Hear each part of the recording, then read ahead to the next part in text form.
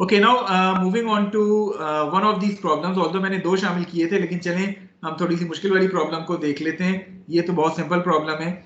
Problem 14-96 को देखते हैं, उसके बाद हम थोड़ा सा ब्रेक कर लेंगे, and then after the break we are going to have quiz number 3. Okay, in this problem which is 14-96, the 65 kg skier starts from rest at position A.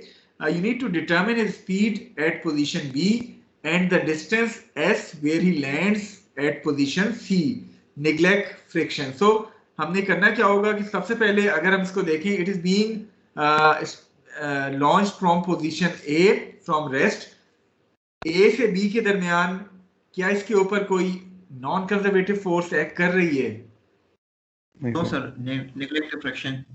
So neglect friction है, so there is no non-conservative force acting on this particle between position A and position B. So first of all, applying the conservation of energy principle on this particle between position A and position B. That principle says that TA plus VA should be equal to TB plus VB. Now since this particle is being launched from rest at position A, so the initial kinetic energy is going to be equal to 0. And let us say कि मैं अपना जो datum define कर रहा हूँ वो भी इसी position A के ऊपर define कर रहा हूँ. So it means that the gravitational potential, यहाँ elastic तो मौजूद नहीं है, so only potential energy involved here is the gravitational potential energy. So the gravitational potential energy at position A would be equal to 0.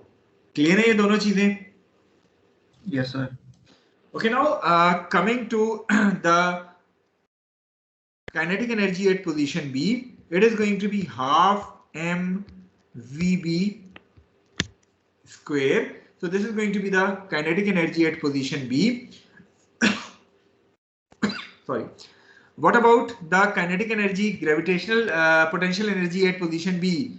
Position B position A से below lie करता है. Yes sir. Negative. So it should have negative gravitational potential minus W times delta Y. What is this delta Y? 15. It is given to us as 15 meters. So once you solve it, you can find the value of VB to be equal to 17.2 meters per second. So VB आपके पास आ गई, which is 17.2 meters per second. So this is the velocity with which the particle, the skier, is going to leave point B at an angle of 30 degrees. Now the second part, how you are going to determine this distance S? Any idea? तो यहाँ पे kinematics इस्तेमाल कर सकते हैं. बिल्कुल हमें कर सकते हैं, नहीं हमें करनी पड़ेगी काइनेमैटिक्स इस्तेमाल. So we need to apply the projectile equations on this particle between point B and point C. So let us define our origin at point B. Projectile के लिए आप कहीं ना कहीं origin define करते हैं. So let us define that origin at point B, applying the range equation, that is horizontal motion. अगर मैं consider करूं, what should be that range equation?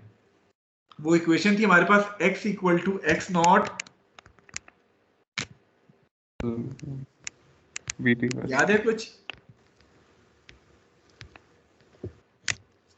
This was the equation which was x equal to x naught plus v naught xt. ऐसे ही है. तो x क्या होगा इसमें, क्या बता सकते हैं?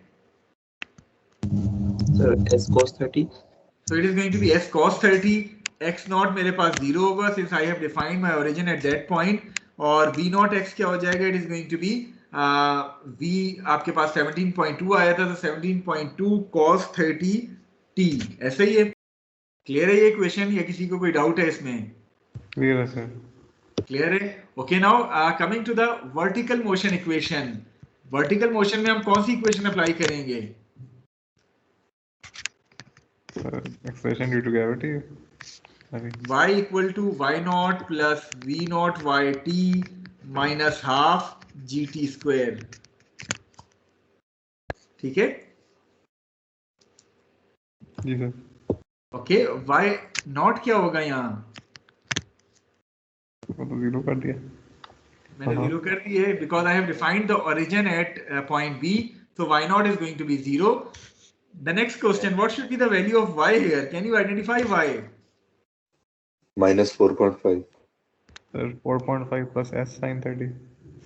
4.5 plus s sin 30. क्या ये सही है? माइनस कर देंगे with a negative sign. So minus bracket 4.5 plus s sin 30. So quickly हम अगर solution को देखें, first of all we applied the conservation of energy principle and found the value of VB to be equal to 17.2 meters per second. Then we considered the projectile motion from B to C. First of all we applied the range equation which will give us s to be equal to 17.2 t. Then we applied the vertical motion equation जिससे हमारे पास ये दो equations आ जाएंगी. Solving these two equations simultaneously would give us the value of s and t to be equal to the values shown here. So I hope the point is clear to all of you. Any query regarding this point only, because बाकी तो projectile motion है, वो हमारी kinematics है, जो कि मेरी assumption है कि आपको आती होगी. Any point relevant to step number 1 जो कि आप पूछना चाहें?